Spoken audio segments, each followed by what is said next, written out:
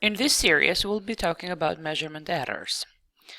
Measurement errors are, in a nutshell, are errors that we are worried that our measurements have. So what does that really mean? Let's say we want to measure something.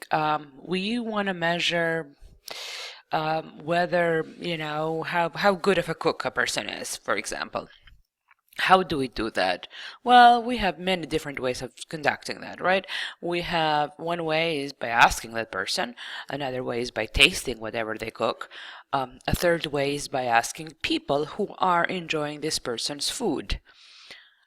Wonderful. So now when it comes to measurement errors, we are basically questioning the way that we are capturing something. So in this hypothetical funny example, it would be if we were to say that I'm going to measure how good of a cook Bora is, I'm just going to ask her how she thinks about her food.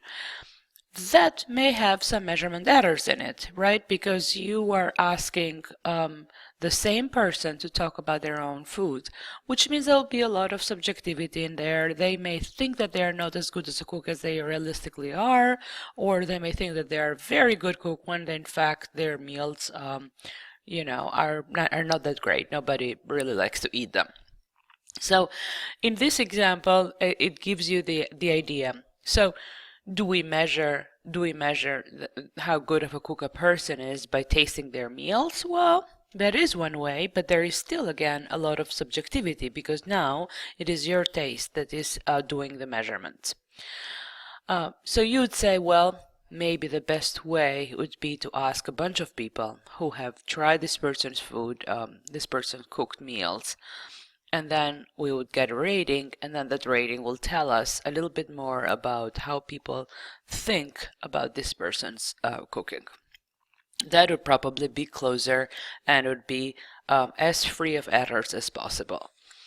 So therefore, when it comes to measurement errors, we are talking about measures that represent reality.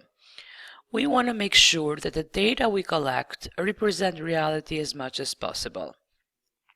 If we have errors in the way that we collect our data because of the way we are measuring them, this is when we have measurement error. This is what is called measurement error. So in a nutshell, a measurement error is really a problem with measuring something that brings us spurious or not real data. In this series of measurement errors, I'll talk about the types of measurement error, random error and systematic error and the difference between the two. I'll talk about how to minimize the error and what are some major ways people use to minimize error. I'll talk about reliability and validity in quantitative design. So bear with me about these videos. There are a lot of good material, and there is a lot of these materials that you will need when you design your study for your dissertation. Thank you for watching.